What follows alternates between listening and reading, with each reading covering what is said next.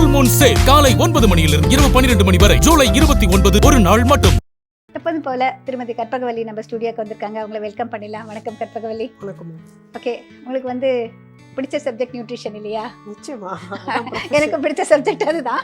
இன்னைக்கு வந்து ஒரு பூசணிக்காய், மஞ்சள் பூசணியை வச்சுட்டு வீகன் மோர் குழம்பு பண்ணியிருக்கேம்மா. ஓகே. நான் வந்து பீனட் கர்ட் யூஸ் பண்ணேன். நான் கேட்குற டவுட் என்னன்னாக்க, இப்போ வந்து அதாவது பால் பொருட்கள் ஒவ்வாமை இருக்கிறவங்களுக்கு இந்த மாதிரி கர்ட்ஸ் இருக்குது அப்படிங்கிற விஷயம் நிறைய பேருக்கு தெரியாது. அது ஒன்று. ப்ளஸ் இந்த பீனட் கர்டுக்கு பதிலாக மாற்று வேறு என்ன இருக்குது. நான் வந்து சும்மா வீட்டில் எப்படி செட் பண்ணுறதுன்னு ஒரு விஷயம் சொன்னேன். அது தவிர வந்து வேறு விதமாக செட் பண்ணுறதுக்கு ஏதாவது ஐடியாஸ் இருக்கா?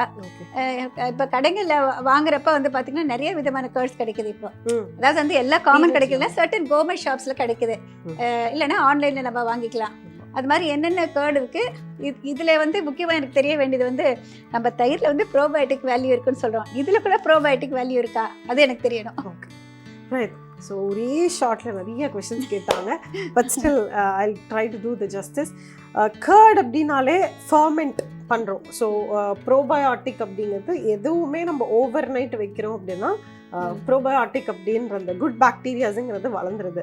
ஸோ அது மில்க், அதாவது கவுஸ் மில்க்லேருந்து பண்ண கேர்டாக இருந்தாலும் சரி, பிளான்ட் பேஸ்ட் மில்க்லேருந்து பண்ண கேர்டாக இருந்தாலும் சரி, கண்டிப்பாக ப்ரோபயோட்டிக் கண்டென்ட் எப்படி கவுஸ் பேஸ்ட் மில்கில் இருக்கோ அதே மாதிரியே டெஃபினட்டாக இருக்குது. ஏன்னா அதை ஃபர்மெண்ட் பண்ணிடுறீங்க அப்படிங்கிறதுனால. ஸோ இதில் டவுட்டே இல்லை. ஸோ இதை எப்படி வந்து நீங்கள் வந்து ஒரு ஹோம்மேட் மெத்தட் சொன்னீங்க இல்லையா, பச்சை மிளகா காம்பு அப்படிங்கிறது, இது காமனாக எல்லாருக்கும் நிறைய பேருக்கு தெரியும். ஸோ இது சக்ஸஸ்ஃபுல்லாக வருதா அப்படிங்கிறது ஒரு பெரிய கொஸ்டின் மார்க். பிகாஸ் எப்போ இந்த ரிசர்ச் ஸ்டார்ட் பண்ணாங்களோ போய் நான் கூட ட்ரை பண்ணியிருக்கேன். பட் அவ்வளோ சக்ஸஸ்ஃபுல்லாக இந்த காம்பு வச்சு வந்தது இல்லையோ அப்படிங்கிறது என்னோட எக்ஸ்பெரிமெண்ட்டில் பெருசாக பண்ணதில்லை. ஸோ அப்போ தான் we learn one thing. So எப்போவுமே வந்து ஒரு ப்ரோபயோட்டிக்கை வந்து கட் ஓப்பன் பண்ணி அந்த எந்த மில்கில் போட்டாலும் அது வந்து கேர்ட் ஆகிடும். ஸோ அதனால ஒரு ப்ரோபயோட்டிக் கேப்சியூல் கடையில் கிடைக்கும், ரைட்? கேப்சியூல் கிடைக்கும், லாக்டோபாசிலஸ் அப்படிங்கிற மாதிரி. ஸோ அதை நீங்கள் கட் பண்ணி அது உள்ளே இருக்கிற பவுடர் வந்து இந்த எந்த பிளான்ட் பேஸ்ட் மில்கோ அதில் போட்டுட்டு ஜஸ்ட் ஸ்டர் பண்ணி விட்டிங்கன்னா நீங்கள் எப்படி கர்ட் நார்மலாக பண்ணுறீங்களோ அதே மாதிரி ஆகிடும். 24 hours வைக்கணும் அப்படிங்கிற ஒரு கட்டாயம் இல்லை. கன்சிஸ்டன்சி வந்து இன்னும் கொஞ்சம் பெட்டராக இருக்கும். ஸோ ஒன்ஸ் அதை பண்ணிங்கன்னா போதும். அதுக்கப்புறம் நீங்கள் எப்படி நார்மல் கர்டுக்கு வந்து கொஞ்சம் ஸ்டார்டர் இதுலேருந்து எடுக்கிறீங்களோ அதே மாதிரி நெக்ஸ்ட் கர்டுக்கு நீங்கள் எடுத்துக்கலாம். திரும்பியும் மாத்திரை தான் யூஸ் பண்ணணுமோ இல்லை இந்த மாதிரி மெத்தட் தான் யூஸ் பண்ணணும் அப்படிங்கிறது கிடையாது. இதுதான் வந்து easy way of curd setting. அதுலயே கொஞ்சம் தயிர் எடுத்து வச்சுட்டு அதே யூஸ் பண்ணிக்கலாம். எப்போ நார்மலா எப்படி கர்ட் பண்றோமோ அதே மாதிரி. இன்னொரு விஷயம், அதாவது நீங்க வந்து ப்ரோபயோட்டிக் கேப்சூல் சொன்னீங்க. அப்படியே போய் மெடிக்கல் ஷாப்ல கேட்டா கிடைக்குமான்னு தெரியாது. ஆனா பி காம்ப்ளெக்ஸ் வித் வந்து ப்ரோபயோட்டிக் அப்படிங்கிற மாதிரி இருக்கிற மாதிரி நிறைய இருக்கு. லாக்டோபாசிலஸ் அப்படின்னு கேட்டிங்கன்னா ப்ரோபயோட்டிக் கேப்சூல்னு கேட்டிங்கனாலே கிடைக்கும். மோஸ்டா அது ஒரு பிங்க் கலர்ல, எல்லோ கலர்ல இந்த மாதிரி தான் இருக்கும். அது அப்படியே போடக்கூடாது. அதை கட் ஓப்பன் பண்ணிட்டு உள்ளே இருக்கிற பவுடரை மட்டும் போட்டு நீங்கள் ஸ்டர் பண்ணி வச்சிங்கன்னா ரொம்ப அழகாக செட் ஆகிடும். பட் என்ன ஒரே ஒரு நெகட்டிவ்னு சொல்ல மாட்டேன். எப்படி வந்து கவு மில்க்ல இருந்து கர்ட் வந்து ரொம்ப கேக் மாதிரி திக்காக அப்படி இருக்கோ அந்த மாதிரி நம்ம வீட்டில் பண்ணும்போது பிளான்ட் பேஸ்ட் மில்கில் கர்ட் வந்து அவ்வளோ அழகாக ஃபார்ம் ஆகாது.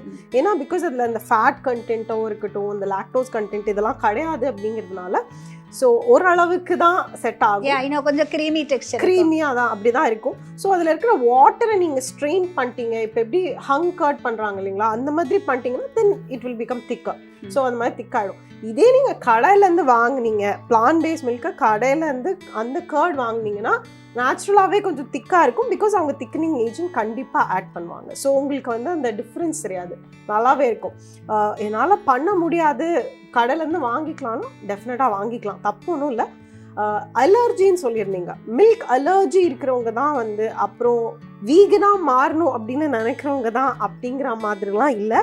இப்போ இருக்கிற வேர்ல்டில் கவ் மில்க் அப்படிங்கிறதுல எவ்வளோ அடல்ட்ரேஷன் இருக்குது, அதை பற்றி நிறையா பேசிகிட்டே வரும். லாக்டோஸ் அப்படிங்கிற அந்த சுகர் எவ்வளோ ப்ராப்ளம்ஸ் கொடுக்குது பாடிக்கு அப்படிங்கிறதையும் நம்ம நிறையா பேசிட்டே வரும்.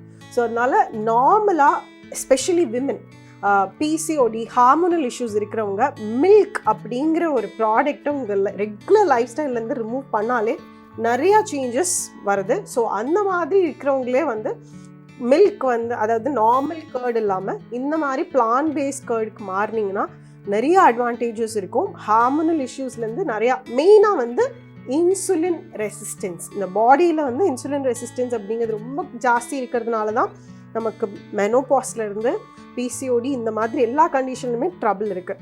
ஸோ அந்த இன்சுலின் ரெசிஸ்டண்ட்டை பாடியில் இன்னும் பெட்டராக மேனேஜ் பண்ணுறதுக்கு ஒரு மெயினான ஃபுட் அவாய்ட் பண்ணணும்னா அது மில்க். ஸோ அதில் மில்க் அப்படிங்கும் போது கவுஸ் மில்க் சொல்கிறேன். ஸோ அதில் கர்டும் சேரும். ஸோ அதை அவாய்ட் பண்ணிக்கிறதுக்காக பிளான்ட் பேஸ்ட் மில்க் டெஃபினட்டாக ரொம்ப ரெகுலராக எல்லாருமே யூஸ் பண்ணலாம். ஸோ இப்போ நீங்கள் பீனட் கர்ட் யூஸ் பண்ணியிருக்காங்க. ஸோ பீனட் கர்ட் இருக்குது, சாய் எதெல்லாம் பிளான்ட் பேஸ்ட் மில்காக நம்ம யூஸ் பண்ணுறோமோ அது எல்லாத்துல இருந்துமே வந்து கர்ட் பண்ணிக்கலாம் ma'am. So Sai milk, peanut milk, almond milk, coconut milk, இந்த மாதிரி ஓட் மில்க், இது எல்லாத்துல இருந்துமே வந்து கர்டில் பண்ண முடியும்.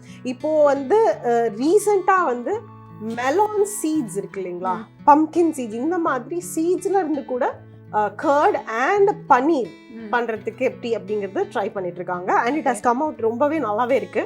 ஸோ இந்த மாதிரி சீட் எதுலலாம் ஃபேட் நல்லாவே இருக்கும், மில்க்கும் நல்லா வரும். ஸோ அதே மாதிரி அதில் கர்டும் பண்ணிக்க முடியும். So these are the major advantage ma'am. ரொம்ப ரொம்ப பெனிஃபிட்டாக இருக்கும். கவுஸ் மில்க்லேருந்து ஷிஃப்ட் ஆகும்போது அட்வான்டேஜஸ் பற்றி நிறையா பேசியிருக்கோம்னு நினைக்கிறேன். ஸோ யா, இதான் ma'am. I think I answered all your questions. Ya, thank you very மச்மா. ஓகே, நம்ம வந்து மீண்டும் ஒவ்வொரு வாரமும் நிறைய விஷயங்களை பற்றி பேசலாம். அதுவரை வணக்கம். தேங்க்யூ. இப்போ நம்ம பார்க்க போகிறது சமையலறை டிப்ஸ். பொதுவாக பார்த்தீங்கன்னா ஃப்ரிட்ஜு திறந்தால் எல்லார் வீட்லேயும் வந்து நிறைய வச்சுருப்பாங்க. ஆனால் வந்து நம்ம கொத்தமல்லி வாங்கிட்டு வருவோம், கருவேப்பிலை வாங்கிட்டு வருவோம், புதினா இருக்கும், அதோட வந்து கீரை வகைகள் எல்லாம் கொண்டு வருவோம்.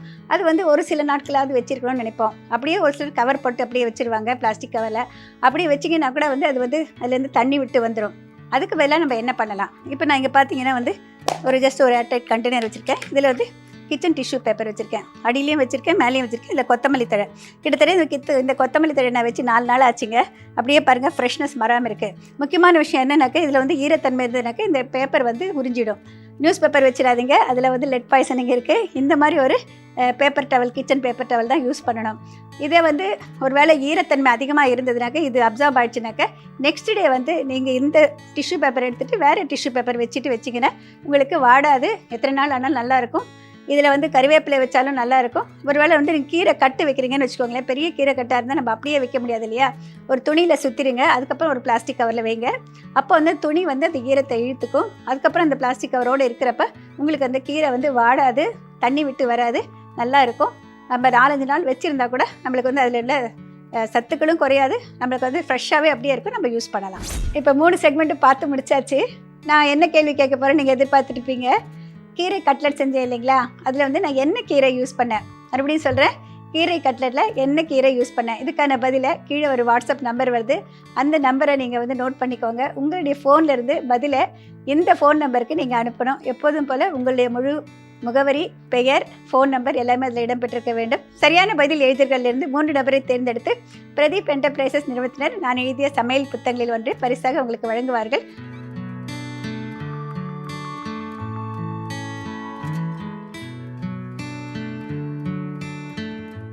மீண்டும் அடுத்த வாரம் சந்திக்கும் வரை விடைபெறுவது உங்கள் மல்லிகா பத்ரிநாத். வணக்கம்.